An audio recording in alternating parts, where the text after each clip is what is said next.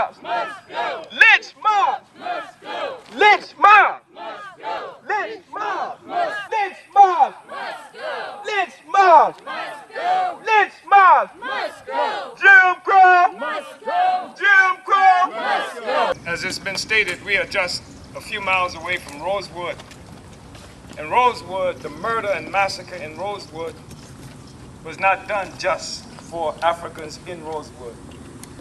It was to establish and maintain an example of terror that would prevent any African anywhere in this country from ever resisting.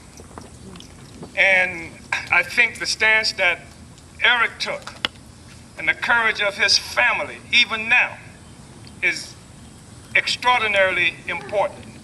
And that we should recognize that and offer whatever support that we can give to Eric and to his family, in part for the courage that they have demonstrated, and also to demonstrate to Eric and his family that they do not stand alone. No. That resistance is good. That resistance is necessary. And we have a responsibility to resist. We have a responsibility to resist. And that we owe that to everybody that died in Rosewood and every African that has yet to be born. We have to establish this kind of example, because our oppressors will continue to oppress us if they do not have to pay a consequence. And Eric demonstrated that you have to pay a consequence. If you knock on my door saying, come out, and begin to drag members of my family, of friends of ours out of the house to do something to them, you will pay a consequence. It is correct that he did that. It is responsible that he did that. Now, this is the first mobilization that we've done here in Bronson, but it's not going to be the last demonstration.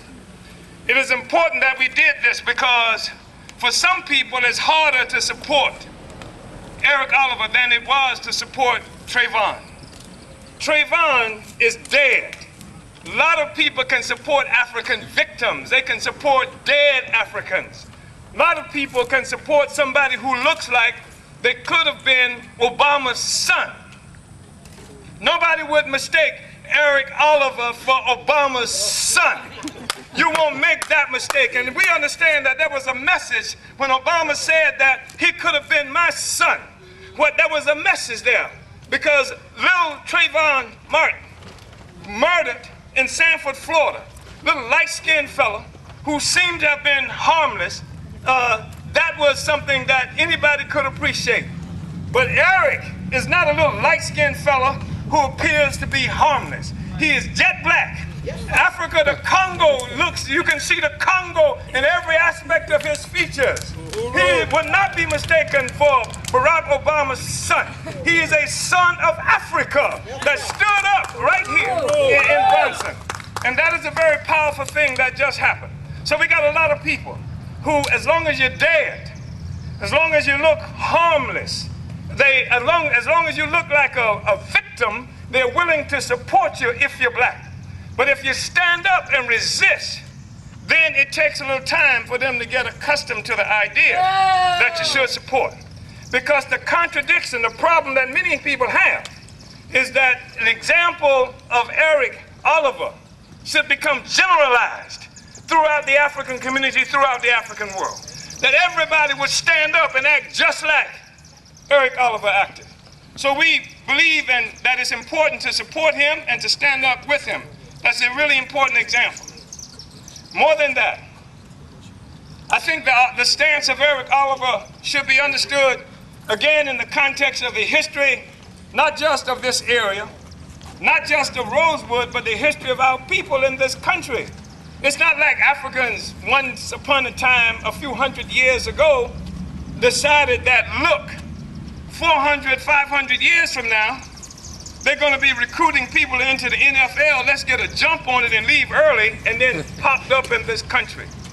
We are here as a consequence of Africa coming under attack. I think it's important to say this because people like to talk about this country as a nation of immigrants. First of all, America is not a nation, it's a prison of nations. Secondly, Africans in this country are not immigrants, we are captives. That is something that must be understood. We are the only group of people in this country other than the original inhabitants who did not come to America looking for a better way of life. We lost a better way of life as a consequence of having been dragged here to America. More than that, because people like to talk about the civil rights movement and let's get civil rights and things like that. But our struggle is not against some imaginary racism in the heads of white people. The idea is in the heads of white people. That is insanity.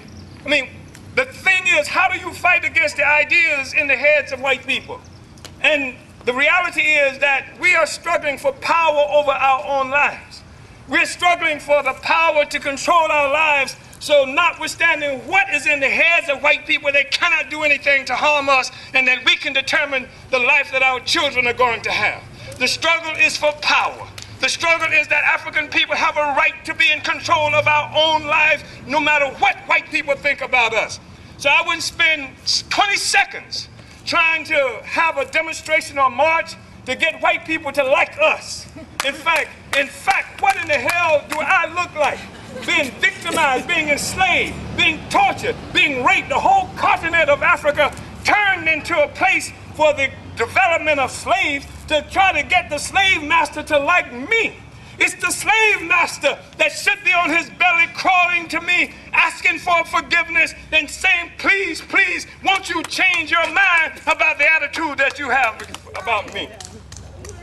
Isn't that right? It doesn't make any sense. So we are struggling for power.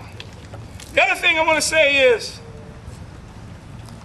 when a press conference was done in Gainesville about this, a reporter for the Gainesville Sun said that, don't you think it's an exaggeration to say that it was a lynch mob coming to attack him? Well, the guy claims, I understand in retrospect, that a car that Mikey was driving came close to a child or something to that effect, and they were upset. So you say it's not a lynch mob. If somebody comes and knocking on the door, and if that's the reason they're knocking, they're not the police. They're not the police knocking on the door. They didn't send the police to knock on the door. They came knocking on the door using profanity, said, bring him out. Send him out of the house. So you tell me what it was, if it was not a lynch mob. Our history and our relationship to white people banging on the door says send him out, suggests that it's a lynch mob. Again, it was not the police that came. They didn't send the police. The only time they came to get the police is after Mikey did due diligence, after he knocked them out in the yard. Then they went to get the police to finish up what they couldn't do themselves. That's why we say that the pigs and the Klan work hand in hand. What the Klan couldn't do at the door, then they send the police to come and do it for them. So it's really important for us to understand this. What kind of stand your ground laws are we talking about? They create, first of all, a stand your ground law in the state of Florida to justify the execution of African people in the streets of this country, of the state of Florida. Everybody knows that's what the stand your ground law was all about in the first place. Then they used the stand your ground law, they tried to, as the justification for gunning down Trayvon Martin. Been a big debate among lawyers about whether or not the case should have even, this guy should have even been tried, whether he should have even been charged because of the stand your ground law. That's what they said. They said if the guy was fearful for his life, he had a right to shoot him, to shoot Trayvon as he did, even though he's the one following Trayvon. He followed him, he chased Trayvon, gunned him down, and claimed he did it because he was standing his own ground. Yet you have a mob of white people who can knock on somebody's door, knock on their door, demanding that people come out, and then when they came out knocking them out, right? And stand your ground doesn't work now. Somehow there's something wrong with the defense of standing your ground. In this instance, somebody has come to his door to do harm. We have to build a movement. We have to build a revolutionary movement, because what we are looking at here in this country, what Eric has just demonstrated, is that the world is changing. And everybody needs to understand that the world has changed. This is not Rosewood anymore, where you can come up and frighten African people and keep them from fighting back. Eric Oliver is simply an example of a transformed world. Nobody in the world is laying down anymore. We live in a country, first of all, that's stolen land from the indigenous population here that nobody even talks about because they're in concentration camps that they call Indian reservations. They don't even get mentioned if they're not there. We live in a country where there's no apology, no even recognition of the significance of the indigenous people here.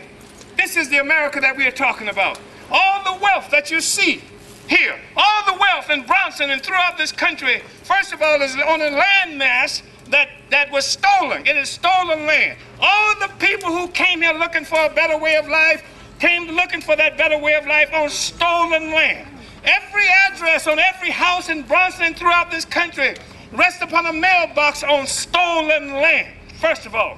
Secondly, the value, the industry, the political economy of this country and the world was created of slavery and colonialism. All the wealth that you see in this country, the capitalism that they say they're spending more than $1 trillion to defend when murdering people in Iraq, murdering people in Afghanistan, murdering people in Palestine, trying to having a whole military occupation with AFRICOM on the continent of Africa. All of that is responsible for the wealth that you see here and throughout Europe and North America. So people are fighting back. The reason Bush initiated this military campaign, the reason we are engaged right now in a war without end is because the peoples whose land and resources America was built on, Europe was built on, capitalism itself was built on, the people are taking back their resources, taking back their land. You want to understand the real reason there's a problem with the economy of America? It's not just because of housing or something like that.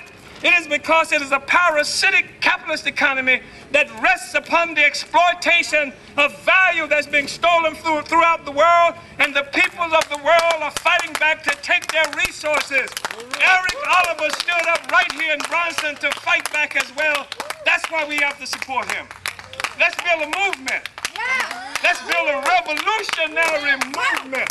Let's build a movement to overturn a rotten, foul social system that's born of slavery, genocide, and colonialism. Let's replace it with a system where human beings can live, can look each other in the eye, not as bosses and workers and slave masters, but as equals on this earth, equal as a consequence of having overturned a social system based on slavery.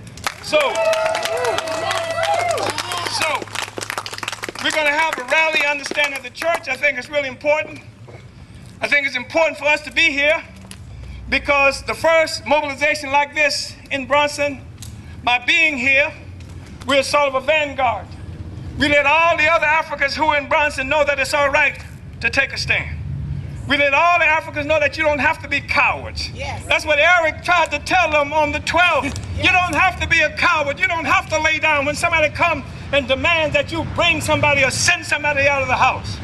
Let's help the Africans here. This march will help them to understand that. The next march, there'll be more because they see what happened on this one. Yes. And the presence of white people here should help white people in this rotten, foul system and city understand that you can take a stand too. Yeah. That you can take a stand. You can follow your best instincts and not be led around by your pocketbooks and your stomachs and by the assumptions of some mad, insane assumption of some kind of superiority.